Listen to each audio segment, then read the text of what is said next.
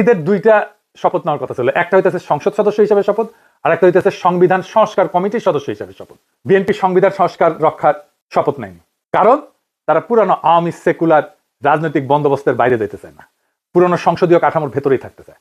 সংবিধান সংস্কারের গণভোট যে জনরায় তৈরি হয়েছে, সেখান থেকে তারা নিজেদেরকে দূরে রাখছে। তাদের কর্মীরা মাঠে না ভোটের পক্ষে ক্যাম্পেইন করছে, আমরা দেখছি, অনেক রেকর্ড আছে।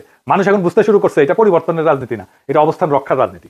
রাষ্ট্রের আমূল সংস্কারের প্রশ্নে এরকম অনীহা থাকলে নতুন কিছু হবে না, পুরনোই রং বদলাবে। জুলাই ছিল পরিবর্তনের অঙ্গীকার, যদি সেই অঙ্গীকার থেকে সরে দাঁড়ানো হয় তাহলে জনগণের আকাঙ্ক্ষার সঙ্গে সেটা সাংঘর্ষিক হবেই। এর বিপরীতে এনসিপি জামাত জোট সংসদে থেকেও সংবিধান সংস্কারের শপথ নিছে, মানে তারা শুধু চেয়ারে বসতে চায় না, কাঠামো বদলাতে চায়, এমনটাই তাদের দাবি। রাষ্ট্রীয় প্রতিষ্ঠান পুনর্গঠন, রাজনৈতিক সংস্কৃতি বদল, এই অঙ্গীকারের ভেতর দিয়ে তারা আগাইতেছে। এই কারণেই তারা নতুন সরকারের শপথ অনুষ্ঠানে যায়নি। এটা কেবল অনুপস্থিতি না, এটা রাজনৈতিক বার্তা। বার্তাটা পরিষ্কার, জুলাইয়ের দাবির সঙ্গে কোনো আপোষ না।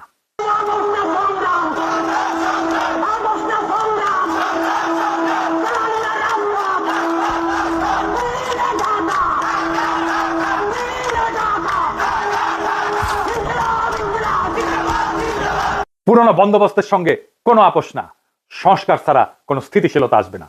এখন সিদ্ধান্ত জনগণের। ফাইনালি দেখেন, আমি কয়েকদিন আগে কইছিলাম না তারেক রহমান ক্ষমতা এসে মুজিবের মতো বলবে ফেরাউনের দল সব শেষ করে দিয়ে গেছে। এইটা সে আমার আগের ভিডিওর ওই অংশটা একবার একটু দেখান না। বিএনপি ফ্যামিলি কার্ড নিয়ে কিছুই করতে পারবে না, এটা বাস্তবায়নের টাকা বিএনপি জোগাড় করতে পারবে না। আর জোগাড় করতে পারলে বাংলাদেশে মুদ্রাস্ফীতি হবে ব্যাপক হারে। আর তখন 6 মাস পরে এসে বিএনপি বলবে আওয়ামী লীগের অন্তর্বর্তী সরকার সব টাকা নিয়ে গেছে, তাই বিএনপি এটা বাস্তবায়ন করতে পারতেছে না। সর্দির বডিগার্ড যেমন 1972 এসে বলছিল কিচ্ছু নাই, ফেরাউনের দল সব শেষ করে দিয়ে গেছে। শুনেন, টাকা নাই, পয়সা নাই, চাল নাই, ডাল নাই, রাস্তা নাই, রেলওয়ে ভেঙে দিয়ে গেছে, সব শেষ করে ফেরাউনের দল সব শেষ করে দিয়ে গেছে।